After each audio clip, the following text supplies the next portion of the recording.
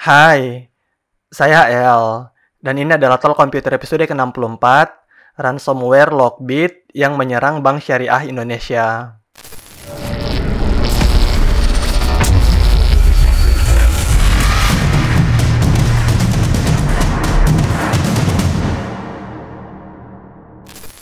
Beberapa hari terakhir, kita dihebohkan dengan berita terkait dugaan dibobolnya data-data Bank Syariah Indonesia. Hal ini dibarengi server BSI yang down, sehingga tidak sedikit yang menarik kesimpulan benarnya pembobolan data tersebut.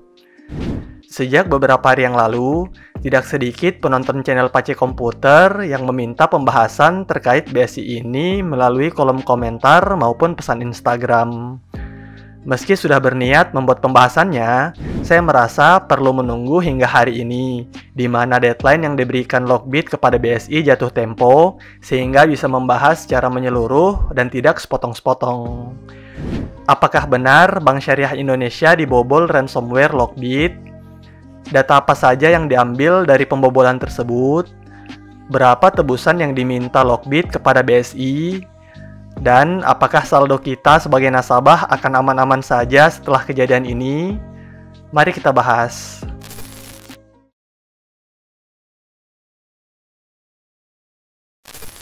Kabar terkait Bank Syariah Indonesia alias BSI yang terkena ransomware awalnya dibagikan oleh akun Twitter Dark Tracer pada tanggal 13 Mei 2023. Dark Tracer sendiri memang beberapa kali memposting terkait kebocoran data di Indonesia, terutama saat serangan Bjorka beberapa waktu yang lalu. Dalam postingannya, Dark Tracer membagikan screenshot postingan Lockbit yang mengklaim serangannya kepada Bank Syariah Indonesia. Dark Tracer pun menambahkan caption, ransomware Lockbit mengklaim bertanggung jawab atas gangguan di semua layanan Bank Syariah Indonesia akibat serangan mereka.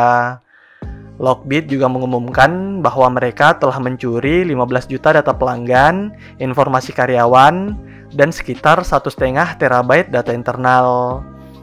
Lockbit kemudian mengancam akan merilis semua data di dark web jika negosiasi gagal. Cuitan dari Dark Tracer ini beribu kali di-retweet dan di-like oleh pengguna Twitter lain yang mayoritas berasal dari Indonesia. Kolom komentar pun dibanjiri berbagai komentar berbahasa Indonesia, mulai dari yang mempertanyakan kebenaran beritanya, curhatan pengguna yang tidak dapat mengakses akunnya, dan sejenisnya. Beberapa akun Twitter lainnya yang berasal dari Indonesia juga ramai membagikan berita ini, dan diikuti oleh media nasional. Dalam postingannya di dark web, Lockbit memberi deadline hingga 15 Mei 2023 kepada pihak BSI untuk melakukan negosiasi. Postingan Bank Syariah Indonesia terkait maintenance system sejak beberapa hari lalu pun diyakini kebanyakan netizen hanya alasan untuk menutupi insiden ini.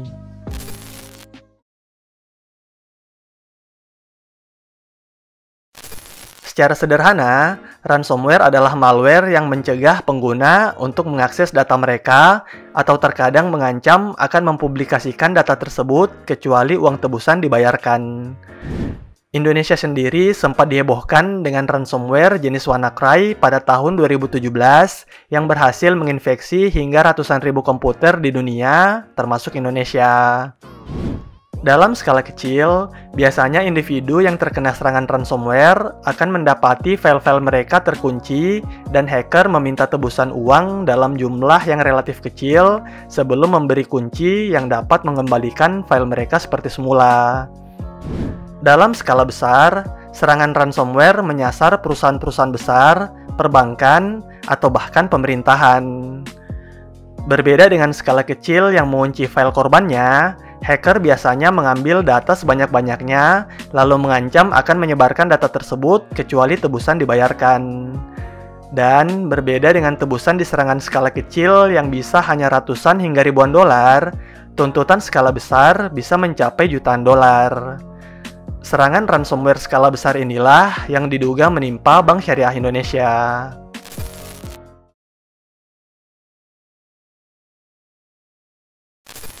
Setelah menanti sekitar 3-4 hari, akhirnya waktu yang diberikan habis dan pihak Lockbit pun merilis data-data Bank Syariah Indonesia sesuai janjinya. Lagi-lagi, Twitter kembali dibanjiri postingan terkait hal ini, termasuk dari Darktracer yang membagikan screenshot postingan Lockbit terkait data Bank Syariah Indonesia dan screenshot postingan utama Lockbit. Darktracer bahkan membagikan potongan chat yang diyakini sebagai proses negosiasi pihak BSI dengan Lockbit.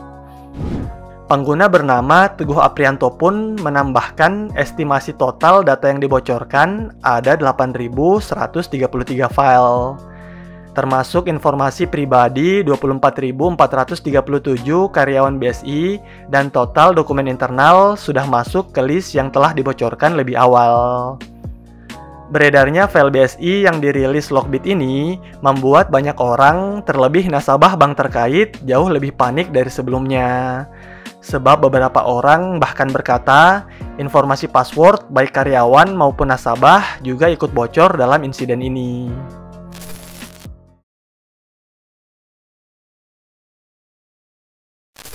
Meski berbagai postingan Twitter dan balasan komentar sudah banyak yang membagikan screenshot data bank yang disebar, tentu tidak akan valid sebelum kita melihatnya dengan mata kepala sendiri. Untuk mengakses postingan Lockbit, tidak sesederhana membuka browser dan mencarinya di Google. Hal ini disebabkan segala postingannya berada di dark web. Ada berbagai cara untuk mengakses dark web, namun kita gunakan yang paling sederhana saja. Saat pertama kali membuka halaman Lockbit, saya tidak menduga akan disambut teks anti-DDoS protection. Kita pun diminta menunggu beberapa detik sebelum browser akan memuat tampilan halaman utama Lockbit. Di halaman utamanya, Lockbit menampilkan berbagai website yang diklaim menjadi korban serangannya, lengkap dengan hitung mundur perilisan datanya, dan beberapa yang sudah dirilis setelah jatuh tempo. Bank Syariah Indonesia terhitung salah satu yang terbaru menjadi korban serangan. Dibanding website lain, postingan Lockbit terkait BSI paling banyak dilihat oleh pengunjung halamannya. Saat mengklik kolom Bank BSI, kalian akan diarahkan ke postingan detail serangan mereka. Di bagian paling atas, kalian dapat melihat teks cukup besar bertuliskan "Files are published", alias file-filenya telah dipublikasikan.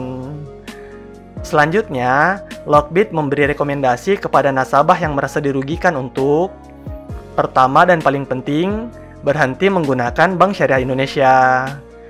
Kedua, mengajak keluarga dan teman-teman untuk berhenti menggunakan Bank Syariah Indonesia. Ketiga, BSI harus memberikan kompensasi terkait masalah yang ditimbulkan. Dan terakhir, Lockbit menegaskan bahwa mereka sengaja tidak mengungkap kerentanan yang ada di BSI, termasuk siapa staf bank yang disusupi. Setelah itu, diikuti link terkait data BSI dan ditutup dengan catatan, cukup bodoh untuk berpikir dalam waktu yang mereka habiskan di jaringan BSI selama 2 bulan, mereka tidak dapat menemukan dan mencuri segala yang mereka butuhkan, yang mengisyaratkan sistem BSI sudah disusupi sejak 2 bulan yang lalu. Selanjutnya, setelah membuka link data BSI yang dibagikan tadi, kita akan mengakses direktori Bank BSI yang berisi 23 folder dan 2 file. Dari keterangan waktunya, file dan folder tersebut rata-rata diupdate pada 8 Mei 2023. Jujur saja, saya bisa dengan mudah memperlihatkan apa saja isi folder-folder tersebut secara rinci, termasuk membuka satu persatu file yang ada di sana. Tapi kembali lagi, ini adalah file-file yang diklaim berasal dari sebuah bank. Informasi sekecil apapun bisa dianggap berbahaya jika tersebar dan jatuh di tangan yang salah. Sehingga saya akan jawab saja beberapa pertanyaan beredar yang berhubungan dengan isi seluruh direktori yang diposting oleh Lockbit. Apakah file-file tersebut memang benar berasal dari Bank Syariah Indonesia? Jawabannya kemungkinan besar benar. Beberapa nama folder dan file memiliki kata BSI di dalamnya. Dan setelah dibuka, beberapa dokumen memang terkait dengan operasional BSI, diantaranya surat keluar dan surat masuk, termasuk surat perpanjangan sewa ruang ATM. Apa yang menarik dari folder-folder maupun file BSI yang disebar oleh Lockbit? Jika melihat isi Index of Bank BSI, jujur saja saya langsung membayangkan data yang didapatkan oleh Lockbit berasal dari satu harddisk atau lebih spesifik satu partisi drive. Penamaan folder dengan nomor biasanya kita lakukan agar folder penting berada di posisi atas sehingga mudah untuk diakses. Jika memang seperti itu, berarti data yang bocor berasal dari satu komputer karyawan saja, bukan satu cabang ataupun BSI secara keseluruhan. Meskipun kita tidak tahu sejauh mana akses yang dimiliki satu komputer yang terinfeksi ini. Bagaimana ransomware Lockbit bisa menginfeksi komputer karyawan BSI? Ada banyak spekulasi terkait hal ini, namun salah satu teori netizen yang beredar meyakini awal mulanya akibat karyawan mengakses website download film ilegal. Netizen meyakini hal tersebut setelah menemukan adanya folder film di data Bank BSI yang beredar. Memang benar, salah satu pintu masuk segala macam virus termasuk ransomware adalah salah membuka website akibat iklan atau link jebakan di website download film ataupun download software bajakan. Meski demikian, masih ada keraguan dalam teori ini. Sebab jika folder film tersebut kita buka, isinya hanya sebuah gambar berukuran 140 KB dengan nama file Very Important Info BSI.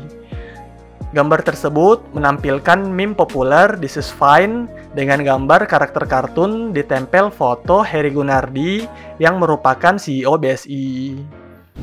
Gambar ini bisa jadi adalah bentuk ledekan Lockbit kepada pihak Bank Syariah Indonesia. Siapa nama karyawan yang diyakini pemilik komputer yang disusupi Lockbit? Hingga saat ini, baik pihak Lockbit dan BSI belum ada yang memberi nama terkait siapa karyawan yang menjadi korban serangan ini. Namun netizen meyakini ada 3 nama yang harusnya ketar-ketir saat ini. Mereka adalah Billy, Dahlan, dan Fahmi. Alasannya adalah 3 nama ini ada di folder utama BSI yang disebar oleh Lockbit. Meski tentu saja ada kemungkinan 3 nama ini hanya sekedar titip file ke komputer korban, seperti kalian yang biasa titip file di komputer ataupun harddisk kantor. Berasal dari BSI cabang manakah komputer yang diakses oleh Lockbit? Kembali lagi, jika menelusuri berdasarkan penamaan folder, file, hingga isi beberapa surat, besar dugaan data yang bocor berasal dari salah satu kota di Kalimantan Selatan. Dugaan ini muncul setelah beberapa nama file Excel memiliki nama kota tersebut, termasuk adanya file yang berisi data karyawan searea kota tersebut. Termasuk file perpanjangan kontrak salah satu ruang ATM juga berada di kota tersebut. Apa file penting yang disebar oleh Lockbit? Saat ini, yang paling ditakuti adalah tersebarnya informasi database krusial terkait Bank Syariah Indonesia. Hingga video ini dibuat, sudah ada beberapa database yang dapat diakses, namun Lockbit mengklaim proses uploadnya masih berlangsung. Selain itu, ada beberapa file lain yang cukup penting, seperti data detail beberapa nasabah, termasuk scan identitas dan informasi rekening. Ada juga file Excel berukuran 7 MB yang diyakini berisi data seluruh karyawan Bank Syariah Indonesia dengan jumlah 24.433 orang. Rincian informasinya meliputi nama lengkap, nomor telepon, email, alamat, jabatan, departemen, nama manajer, nomor ID, hingga status karyawan baik yang permanen maupun kontrak. Untungnya, file Excel yang dapat diakses ini tidak mengandung username maupun password tertentu, dan isinya tidak jauh beda dengan data-data kita yang bocor sebelum-sebelumnya. Berapa tebusan yang diminta oleh Lockbit kepada BSI? Dalam history chat yang tersedia di halaman utama Lockbit, kita dapat melihat percakapan Lockbit dengan seseorang yang diyakini sebagian netizen mewakili pihak Bank Syariah Indonesia.